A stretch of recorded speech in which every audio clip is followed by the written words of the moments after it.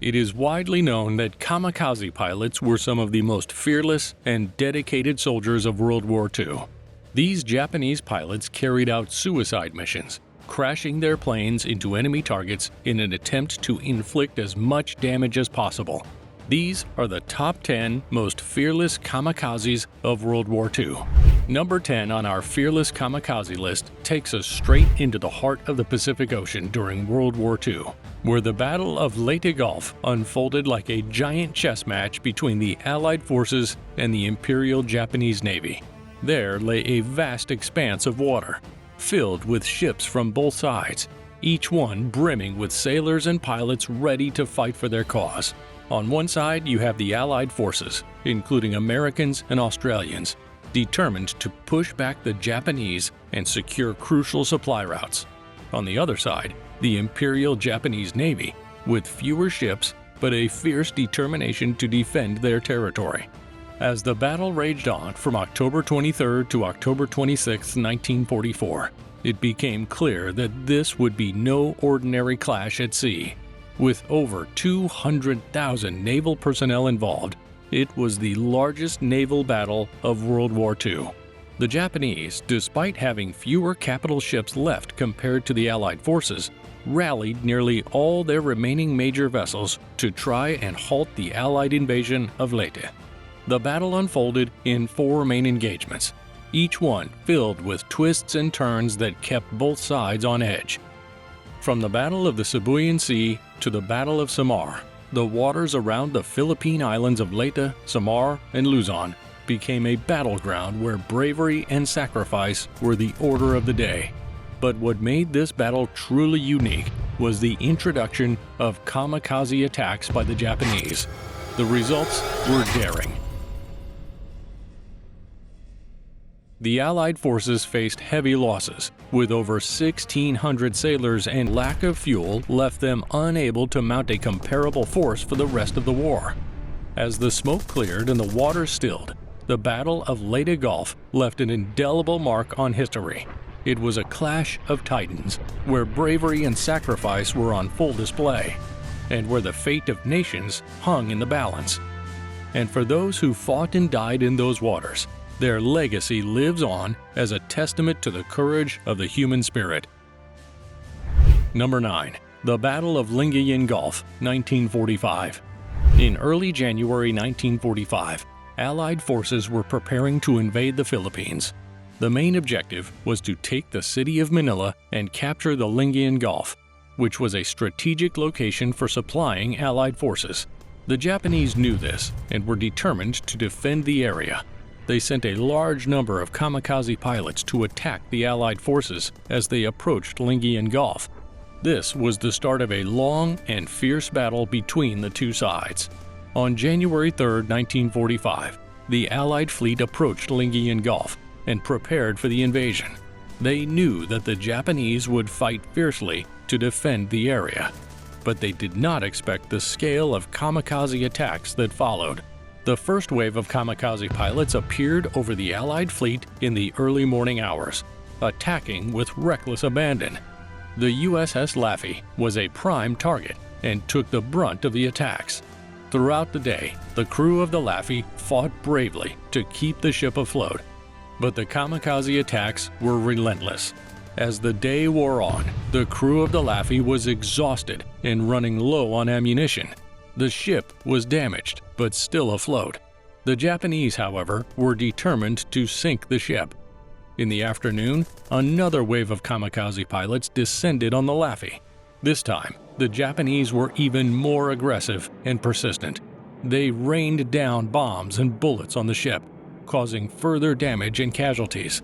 Despite the odds, the crew of the Laffey continued to fight, refusing to give up. In the late afternoon, the Japanese launched a final, desperate assault on the Laffey. Despite their best efforts, Allied anti-aircraft guns were often unable to shoot down kamikaze planes due to their speed, maneuverability, and the fact that the operators of 5-inch guns were often unable to accurately aim at the low-flying planes. The kamikaze pilots took advantage of these weaknesses by flying low and using the sun to obscure the view of the gunners.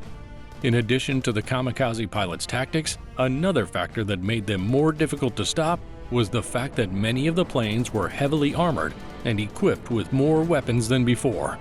This was in contrast to the Battle of Leyte Gulf, where some of the planes used in kamikaze attacks were chosen because they were already damaged and not expected to survive. The increased armor and weaponry of the kamikaze planes made them more difficult to destroy, even when hit by anti-aircraft fire. A kamikaze pilot, in a last-ditch effort to sink the USS ship, flew straight at the Laffey's bridge. The plane crashed into the bridge, killing the captain and several other officers. Despite this, the crew managed to keep the ship afloat and continue fighting.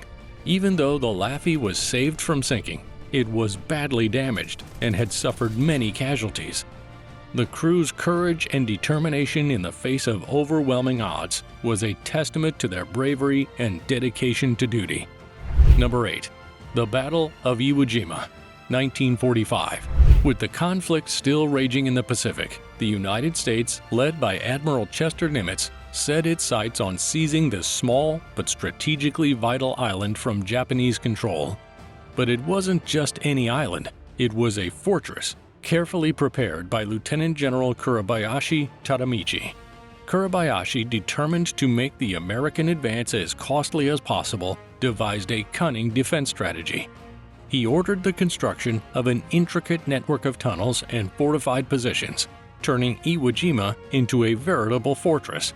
He planned to make the Americans pay a heavy price for every inch of territory they gained.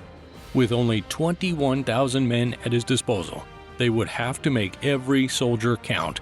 When the U.S. Marines landed on Iwo Jima on February 19, 1945, they expected to face light resistance. Instead, they were met with intense artillery fire and a terrain covered in steep volcanic ash embankments. This made it difficult for the Marines to advance, so they soon realized they were in for a long and difficult battle. Despite facing challenging odds, the Marines pushed forward, with the 28th Regiment successfully isolating Mount Suribachi from the rest of the island on the first day of the assault. But the battle was far from over. To crown his efforts, Kurabayashi launched a dangerous kamikaze attack on the U.S. Navy vessels, inflicting significant damage and raising the stakes of the conflict even further. As the days wore on, the Marines fought doggedly, inching their way across the island despite fierce resistance. On February 23rd, they achieved a significant milestone by securing the summit of Suribachi, a moment immortalized in the iconic raising of the American flag. But the Battle of Iwo Jima was far from a swift victory, with both sides locked in a brutal struggle for control of the island. The extent of the fighting and the staggering casualties endured by both American and Japanese forces would cement Iwo Jima's place in history as one of the most fiercely contested battles of World War II. Number 7. The Battle of Okinawa, 1945. On April 6, 1945, the U.S. Navy's 5th Fleet faced a relentless onslaught of kamikaze attacks off the coast of Okinawa. These suicide missions were unlike anything the fleet had encountered before. Among the brave vessels defending against these attacks was the USS Newcomb, a destroyer with a seasoned crew including 21-year-old John Chapman. Chapman, serving as a first-class boatswain's mate, found himself during a terrifying battle against enemy pilots willing to sacrifice their lives to inflict damage. As over 300 kamikazes descended upon the fleet, chaos ensued. Chapman vividly recalls the fear and intensity of the situation as he manned his gun post on the Newcomb's stern. Despite their best efforts to fend off the attackers, the crew faced a relentless massacre, with enemy planes crashing into their ship one after another. The Newcomb fought back, downing 4 enemy planes, but it couldn't evade all the attacks. 5 kamikazes struck the ship, igniting fires that quickly spread out of control. The scene aboard the Newcomb resembled a nightmare, with flames engulfing the vessel and brave sailors struggling to contain the fire. During the chaos, Chapman and his injured comrade were forced to leap overboard to escape the raging fires. With bravery and determination, Chapman towed his friend to safety, where they were later rescued from the waters off Okinawa. The toll of the battle was staggering. 91 sailors were killed or wounded aboard the Nukem, many suffering from severe burns. Yet despite the devastation, the crew refused to yield. They kept their damaged vessel afloat, earning commendations and battle stars for their valorous service. Number 6. The Raid on Truk, Operation Hailstone. Truk, in early 1944, wasn't just any island base. It was like Japan's own Pearl Harbor, a mighty fortress standing between the Allies and Tokyo. During World War II, it was always brimming with warships and airplanes, ready to strike at any moment. But the Allies couldn't let it stand, not if they wanted to move forward in the Pacific War. So they devised a plan, Operation Hailstone, to knock Truk out of the picture. The idea was simple yet daring. Instead of risking soldiers' lives in a direct assault, they would unleash the fury of their carrier fleet. These carriers weren't just big boats, they were floating airfields, carrying planes armed to the teeth with bombs and torpedoes. As the sun rose on February 17, 1944, the sky over Truk filled with American airplanes. Fighters swooped in first, clearing the way, while bombers rained down destruction on the airfields, crippling the Japanese air power in a matter of hours. Then came the main event, sinking ships. Truk Lagoon was like a parking lot for the Japanese Navy, filled with warships and cargo vessels. And on that fateful day, the U.S. Navy came knocking. Warships and merchant ships alike became targets as American planes swooped in like hawks hunting their prey. The Japanese sent several planes on suicide missions against the American fleet, and while they were largely unsuccessful, they did manage to hit a few ships. Among these planes positioned for kamikaze was Oite, an old Japanese destroyer with a history. This wasn't your sleek modern warship, it was more like the Model T of destroyers, outdated and outgunned. Unfortunately, instead of carrying out its job successfully, it became the hunted. As the Oite raced towards safety, it encountered a nightmare, American planes bearing down on it from above. Despite its careful maneuvers, destruction found its mark, tearing the old destroyer apart. The once mighty ship sank in moments, taking most of its crew and the rescued survivors down with it. Decades later, the Oite's wreck was discovered, a testament to the ferocity of Operation Hailstone. Broken and buried beneath the waves, it serves as a reminder of the courage and sacrifice of those who fought in the Pacific War. And so, Operation Hailstone went down in history as one of the most daring and successful naval raids of World War II, striking a decisive blow against the Japanese stronghold of Truk and paving the way for further Allied advances in the Pacific. Number 5. Kamikaze attack on USS Sherwood. During World War II, the USS Sherwood DD-520 earned its place among the bravest ships and crews to sail in the Pacific. As a veteran of 14 island invasions, the destroyer played a crucial role in the Allied advance. But it was during the harrowing days off Okinawa that Sherwood faced its greatest test. Amidst the chaos of battle, the ship stood tall, providing vital fire support for ground forces. But it was on April 22, 1945, that the ship encountered its fiercest challenge. While on radar picket duty, the crew's evening meal was abruptly interrupted by the dreaded warning of an impending air attack. With nerves of steel, the crew sprang into action as enemy aircraft closed in. 3 Aichi D-3A carrier bombers, nicknamed Val, approached Sherwood with deadly intent. Maneuvering desperately to evade the attackers, Lieutenant Commander Lewis E. Schmidt, Jr. fought to protect his ship and crew. But fate seemed determined to test Sherwood's strength. As one Val swooped down in a kamikaze dive, tragedy struck. Despite efforts to dodge the incoming plane, Sherwood was struck with devastating force. The kamikaze crashed into the No. 3 gun mount, engulfing it in flames and chaos. During the chaos, torpedoman's mate Homer D. Stewart found himself thrust into the heart of the battle. With courage unshaken, Stewart battled the flames, risking life and limb to save his shipmates. But the danger was far from over. As the fire raged on, threatening to ignite nearby ammunition, Isherwood's crew faced a race against time. With determination, they fought to contain the blaze, knowing that failure could spell disaster for the entire ship. Then, just when it seemed that all hope was lost, tragedy struck once more. An explosion rocked the ship, tearing through the aft engine room with devastating force. In the chaos that followed, Isherwood's crew rallied together, defying the odds to keep their beloved ship afloat. Despite the heroism displayed that fateful day, Isherwood bore the scars of battle. 42 brave men made the ultimate sacrifice, with another 41 wounded in the line of duty.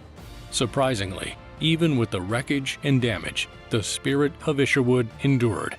With her starboard engine crippled but her spirit unbroken, Isherwood limped to safety, guided by the unwavering resolve of her crew.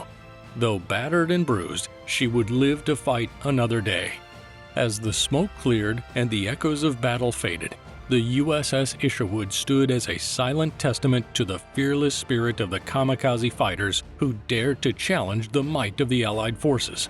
And though their sacrifice would never be forgotten, neither would the courage and resilience of those who stood against them, ready to defend freedom at any cost. Number 4. The USS Devilfish, SS-292 encounter. Number 4 on our list takes us to a gripping encounter between the USS Devilfish and a Japanese suicide plane. It was the afternoon of March 20, 1945, and the Devilfish, led by Lieutenant Commander Stephen S. Mann, was embarking on her second war patrol. As the submarine cruised near Iwo Jima, a lookout spotted a Japanese plane trailing them. Swiftly, the crew prepared to dive, but before they could, disaster struck. The Japanese plane unleashed its payload, hitting the Devilfish with what was described as a light bomb. The explosion rattled the submarine, causing damage to the conning tower and flooding the control room. With water pouring in and equipment threatened, the crew sprang into action, battling to keep the submarine afloat. Luckily, the crew managed to stabilize the situation temporarily. They fought tirelessly against the rising water, improvising solutions to prevent further damage. Salt water sprayed into the control room, posing a constant threat of electrical fires. Through resourcefulness and determination, they fashioned barriers and channels to protect vital systems. But another challenge arose. The periscopes, crucial for navigation and observation, were compromised. Despite their efforts, neither periscope provided a clear view, leaving the crew blind to the surrounding dangers. As night fell, the crew made a decision to surface under the cover of darkness, risking further confrontation with the enemy. Under the veil of night, the extent of the damage became painfully clear. The Devilfish bore the scars of the kamikaze attack. With wreckage evidence across her deck, the suicide plane had inflicted severe structural damage, rendering crucial systems inoperable. With their mission compromised, Commander Mann made the difficult choice to abort the war patrol and retreat for repairs. Number 3. The attack on the USS Franklin.